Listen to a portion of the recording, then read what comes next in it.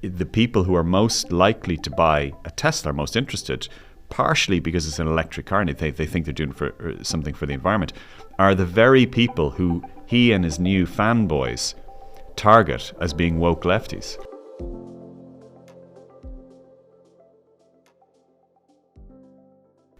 Hello and you're welcome to the Big Tech Show with me, Adrian Weckler, in association with Square. Square helps you look after your business needs, from payments to menu management and online ordering. Visit square.com for more. Now, last month, Tesla slashed its prices. I was looking for an electric car at about that price. Good timing? Yes, but no. I bought an electric car for around that price, but it wasn't a Tesla. Because here's the truth, I was too embarrassed to buy one. A year ago, I would have jumped at the chance to buy a Tesla Model 3. But Elon Musk has ruined the Tesla brand for people like me. Buying one is a little bit like staying in a Trump hotel. The location may be great, but do you really want to give your money to that guy? Am I mad? Am I woke? Am I alone, more to the point? Well, here to help break all this down is Steve Dempsey, columnist and Group Director of Product here at Media House. Steve, there was a time when BMW drivers, to me, were the archetypal ones that you'd roll your eyes at. And then maybe Audi drivers started to nibble a bit on that. Tesla has always had a little bit of a downside of being middle-aged tech bro types. But it was always innovative and gutsy and disruptive. You were backing something that was taking on the system.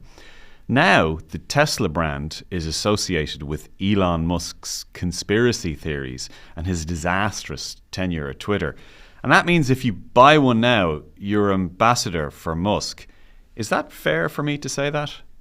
I think so. I think there are three brands at play here, and one is Twitter, and most people know what Twitter is. It's a social media platform. There's Tesla, and like you said, it used to be a really strong challenger brand, and buying a Tesla was a sign that you were sticking it to the man, and you were, signing up for, saving the planet, and it was a vote for Tesla, was a vote against the gas-guzzling giants. And then we also have Elon's personal brand here, and that is a fairly polarizing brand. And you talk to one person and he's some sort of cross between Tony Stark and Jesus, and you talk to someone else and he's a raging billionaire baby with, like you said, conspiracy theories coming out of all orifices. So he's a very polarizing figure, and no doubt how different people respond to his persona is having an effect on the businesses that he is associated with. Yeah, I mean, there was a great piece written by former Pulitzer Prize-winning journalist Anne-Marie Squio, who's CEO of Proofpoint Communications. And I'm quoting here. She said, "I didn't buy a new car in September 2020. I bought a set of beliefs that manifested itself in a sleek red Model Y. Picking it up after the first big surge of COVID gave me an exciting reason to leave the house. Now, the car, sadly, has become a physical manifestation of my disgust, and I'm embarrassed to drive it." I kind of feel that way. Despite all the quirks about Elon, the idea of driving a Tesla was a really interesting one. And that seems to have been ruined. Now, just before I put that to you, I'm not a purist. I will buy things from Amazon despite knowing the work practices that sometimes go on there. I'll use Facebook or Instagram knowing the danger of misinformation. But this feels like something different. When Elon took over Twitter last October, it changed an awful lot in public life and public discourse. Am I over the top here? I don't think so, but I think part of the problem here is Elon's strength in the past was building really strong corporate narratives. And like we said, Tesla was a really clear challenger brand. It was very clear what you were signing up for. It was a badge you were proud to wear. When it came to taking over Twitter, things have become a lot more unclear, because there's been, aside from the commercial performance of the site, there's an awful lot of kind of corporate gossip about what's going on within Twitter's HQ. There's a lot of chaos. People are being fired and then rehired. The furniture's for sale. Everything seems to be up for grabs. It seems to be a very chaotic situation, and in some ways a very kind of toxic way. And in this environment, it seems to me that Elon Musk has really struggled to create a very clear corporate narrative about what Twitter actually is, or what his version of Twitter is going to become. Well, he's created a narrative, all right. But it's not a positive one. It's not. At the start, there was some discussion that Twitter was going to become this decentralized. There was kind of some Web3 philosophical wordplay falling into the whole thing. It was to be a decentralized platform where there would be freedom of speech, but not freedom of reach, was the great rhyming line that was used a lot. There seemed to be an idea that it would become a super app, that payments would get involved. And what's happening is it's kind of falling flat a little bit. That things like Twitter Blue subscription, they're not having the same sign-up rate that they would have hoped for. I think there's only around 3,000 people signing up for it already.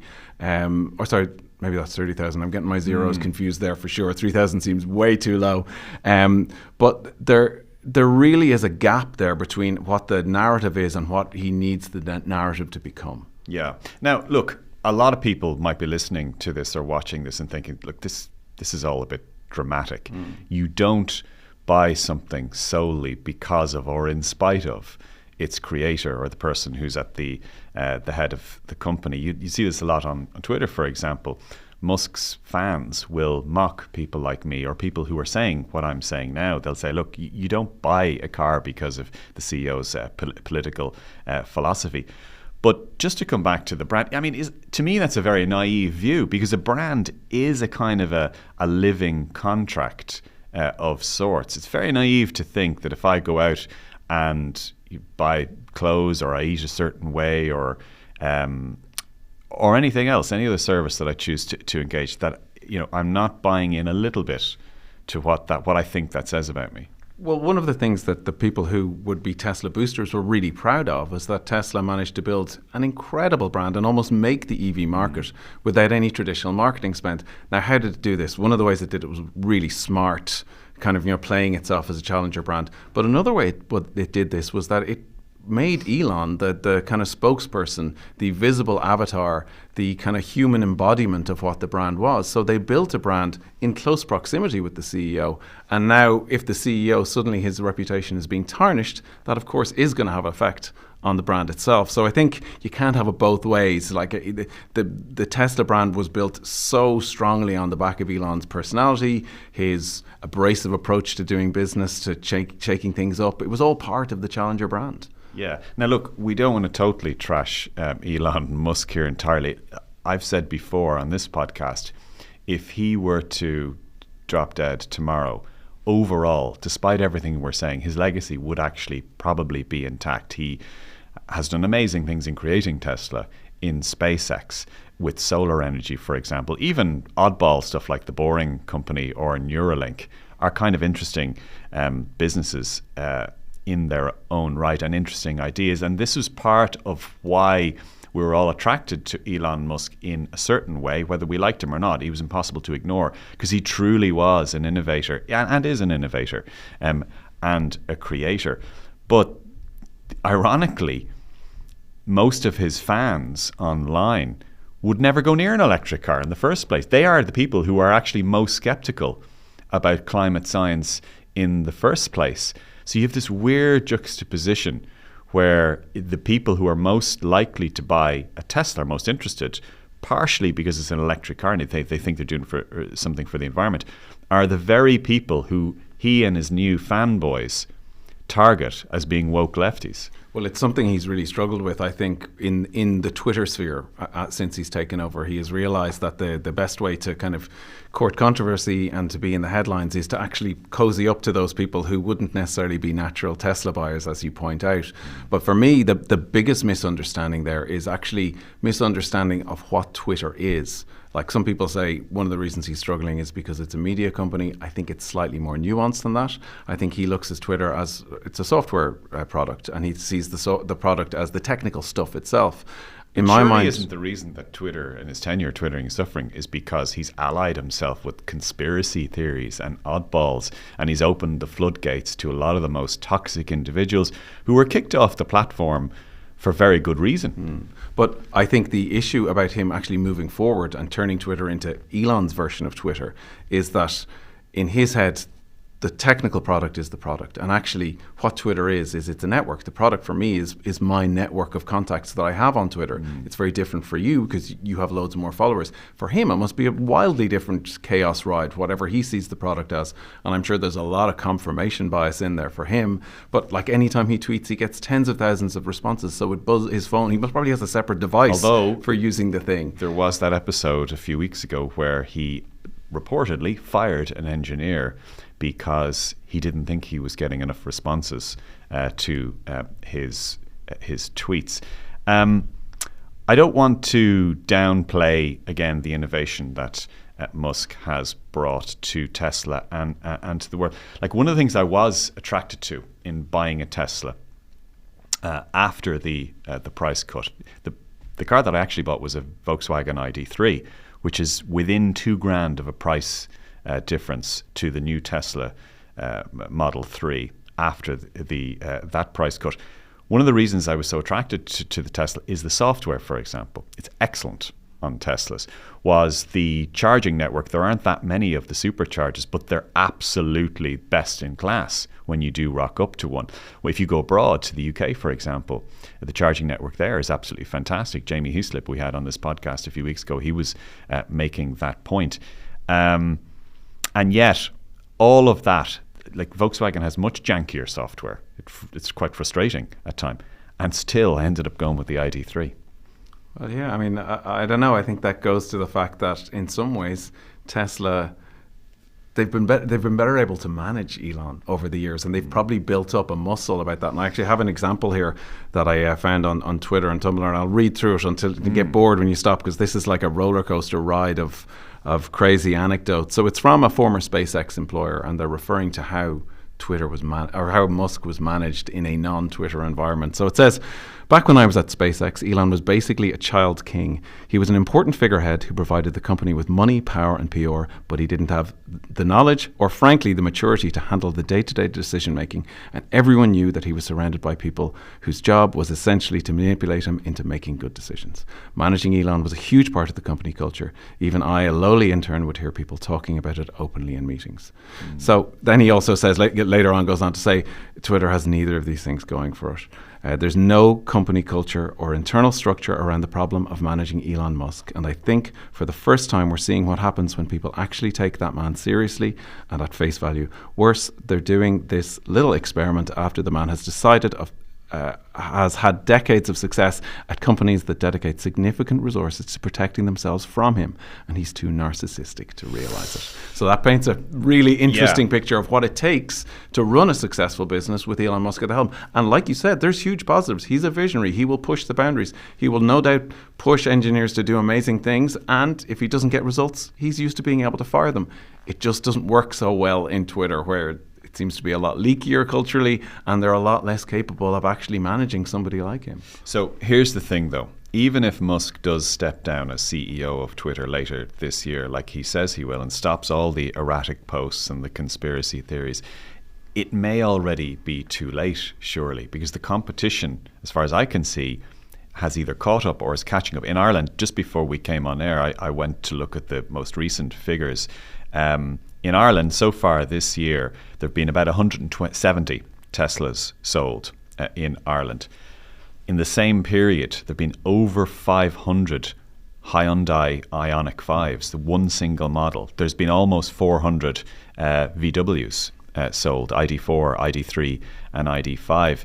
There was a time when Tesla was the dominant electric car. That's gone, surely. Well, I think that is true, and it's down to market dynamics. And people are going to have to figure out how to separate the fact that a Tesla is no longer the easy market leader like it used to be from the kind of Musk effect. In many ways, Tesla these days is like, Netflix had the whole streaming market to itself until Disney and Hulu and Prime and others came along. That's the same fight that Tesla has in its hands. It made the entire market. Now suddenly it's the incumbent when it comes to EVs, and there's other people snapping at its heels and doing a really good job of marketing and using the nous that, typical car marks would have built up over the years, and the fact that probably regaining some of the knowledge to use the fact that it would have physical outlets in a way that Tesla may not have. So that's just market dynamics. Tesla had it all to itself for a while. Others are playing catch up. Now, I think Tesla, in terms of the corporate narrative, as we discussed earlier, will continue to do well this year. They have an event coming up where they will probably reignite the interest of investors. Their market share is back up a little bit, maybe 20% this year after the falls that it saw last year. Just to give full clarity on that, last year Tesla's share price fell by about 70%, which was around twice of what the typical fall was among big tech companies, Google, Microsoft, Meta, Apple, all of those. It has come back a little bit. It is still 30% down, which is better, but that is still twice what most of the other big tech companies are down. Most of them are down 15%. So there appears to be a built-in permanent discount now on Tesla stock because Elon is running Twitter. Yeah, I mean, I think that's partially the case, but then also there's the built-in negative effects because of the market situation that Tesla finds itself in, that it's no longer has an easy ride. It doesn't have a clear road ahead of it. Yeah. There's people coming up behind it. So the question is, does it have enough ideas in the tank in terms of innovation to kind of keep ahead and tell that strong corporate narrative? And that's the area where Elon Musk is brilliant. So hopefully, for people who are kind of Elon and Tesla fanboys, they will be able to steer that course and be able to kind of show that they have a future in that way and stay ahead of the pack. Yeah. Well, whatever they come up with this year better be good, because now that I'm not positively disposed towards Musk anymore from a car buying point of view, I'm starting to notice small things in the Model 3 or the Model S that I wouldn't have noticed before. Like, it's pretty basic inside. The car door handles annoy the hell out of me. Things like that. I do wonder what Tesla's loyal Irish following think of this. I used to get sniped at on Twitter if I wrote something critical or questioning about Musk. He had, and probably still has, quite a legitimate fan club. Now, they've gone quiet at the moment, but I do wonder what they think. If you're one of those people, do get in touch and let me know. I'd be interested, without any prejudice, genuinely, despite what we've said over the last 20 minutes, in what you think about it. Do you love Tesla? Has Musk's difference made any difference to you? Has Musk's behavior, rather, made any difference to you whatsoever? And am I being a little bit woke about all of this? Well, look, Steve, I'd like to thank you for coming on the podcast this week. Thanks also to Tabitha Monaghan and Mary Carroll, who produced, to Conan Doherty, and to Gav Hennessy. From me, Adrian Weckler, you've been watching and listening to The Big Tech Show, and we'll talk to you same time next week. Bye-bye.